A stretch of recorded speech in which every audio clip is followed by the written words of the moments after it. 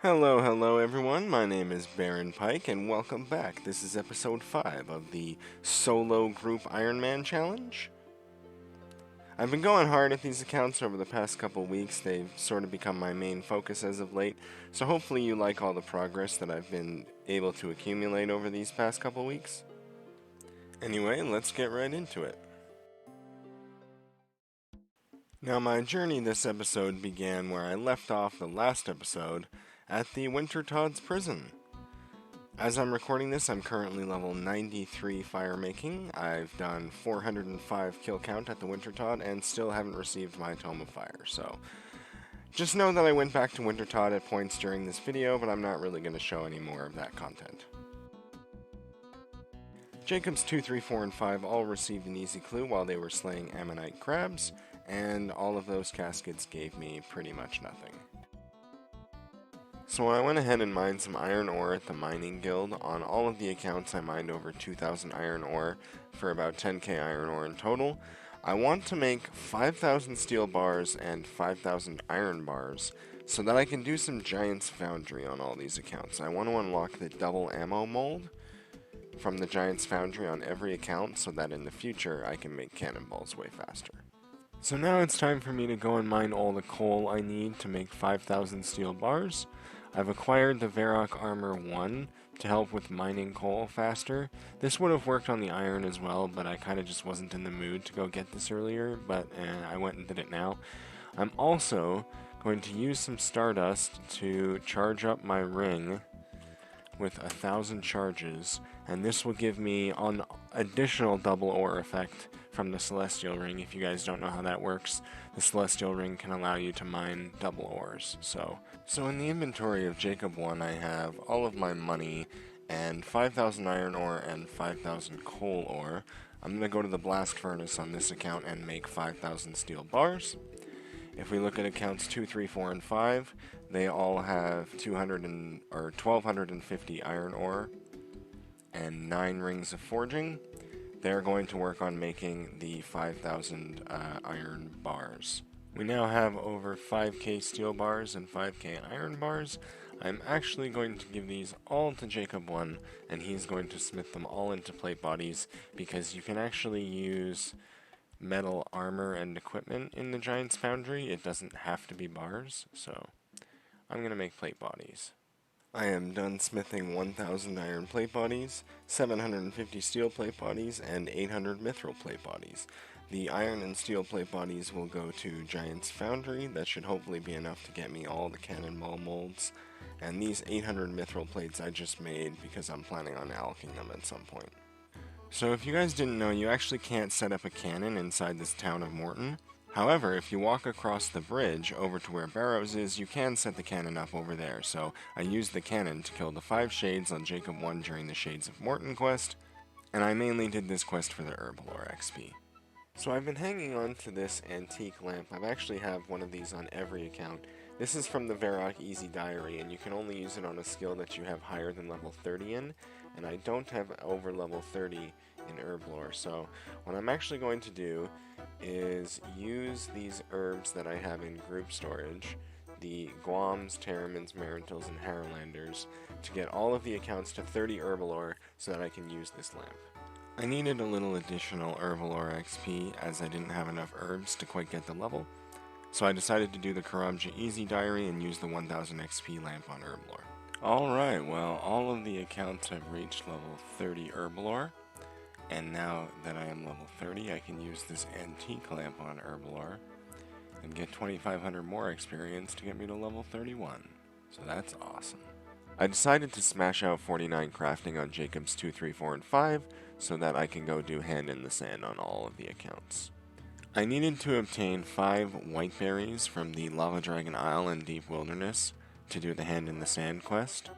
I didn't have an anti-dragon shield for this, so it was a little bit risky. I also didn't bring any food, which was kind of a dumb idea, but we made it out safely. Now, while I was completing a Hand in the Sand quest, I also was working on the Lost City quest so that I could gain access to fairy rings in the future. On Jacob 1, I wanted to avoid hit points experience, so I recoiled down the entirety of the Tree Spirit. Just about to finish up Hand in the Sand for crafting thieving XP, And mainly we wanted the buckets of sand from Bert. That's the biggest thing. So now I can claim 84 buckets of sand per account per day.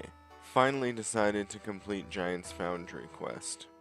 Unfortunately, I had to make the sword on one account at a time, so I have to do the other 4 swords now. 2022 brought us the new smithing minigame, the Giant's Foundry, where your objective is to use the trip hammer, the grinding wheel, and the polishing wheel to make massive swords for giants. This guy Kovac will give you a commission for a sword, and upon completion of that sword, he will reward you with smithing experience, GP, and foundry reputation. Taking a look at the shop here, there are a number of useful items, but the only item that I am after is the double ammo mold. I'll be trying to secure this on all of my accounts so that in the future I'll be able to make cannonballs much faster. So after completing 30 swords at the Giant's Foundry, I have acquired my 2000 Foundry reputation for the double ammo mold on the first account. So now I only have to do this 4 more times. I probably spent about 20 hours or so at Giant's Foundry, but if we come to the shop I have 2k Foundry reputation and I have this done on all of the accounts. So let's go ahead and buy that double ammo mold.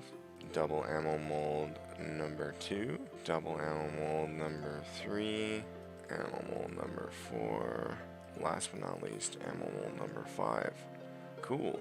Level 74 smithing on Jacob 1, and got me to level 58 smithing on all 3 of the other accounts. And also while they were, or all 4 of the other accounts rather, also while they were at Ammonite Crabs, they got 80 range and 69 HP, so we're sitting at 68 combat on all of the Jacobs 2, 3, 4, and 5.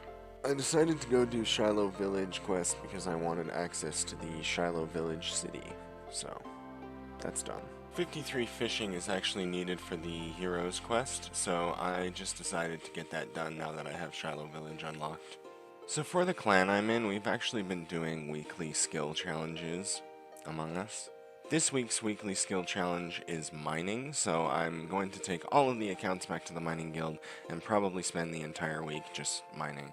Looking at the bank, I've mined over 6,000 iron ores on each account. Now I think I'm going to switch gears and start mining some coal. Before I start mining coal though, I'm going to go ahead and buy the first tier of mining gloves for 60 unidentified minerals, and these will allow me to mine coal and have a chance that the coal rock is not depleted.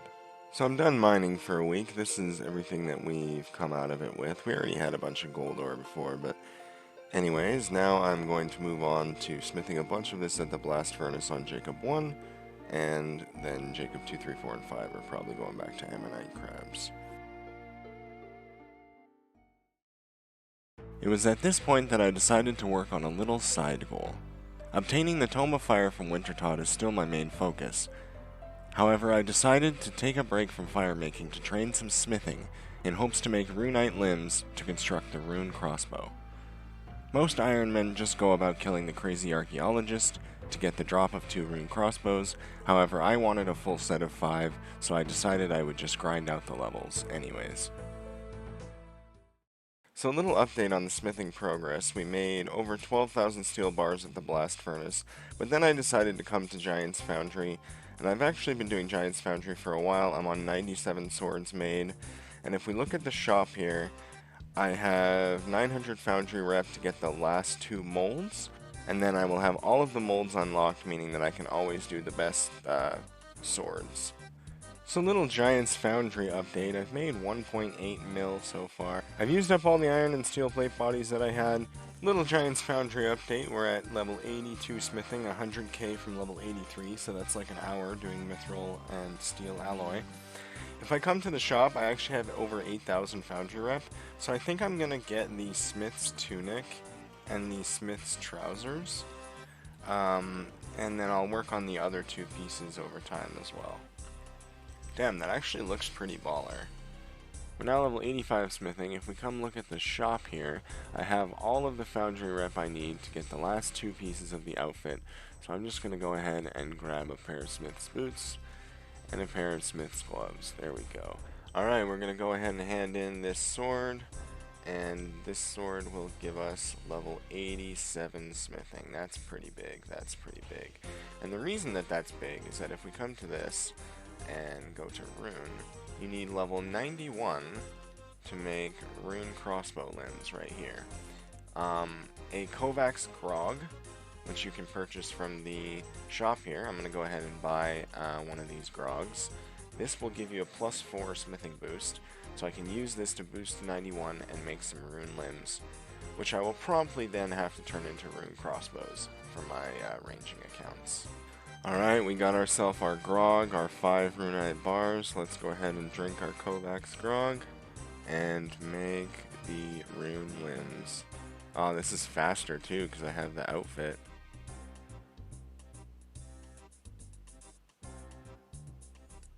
Nice. There we go, smashed out 2 fletching levels. Now, at level 69, we can make Rune Crossbows.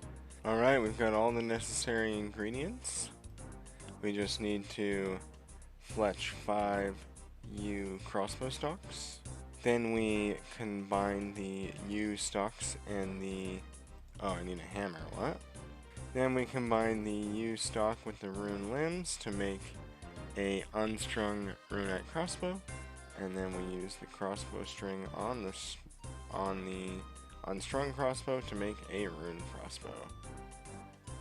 And there we go. We now have the rune crossbow unlocked. With the rune crossbow unlocked, in the next episode, we'll be putting them to the test.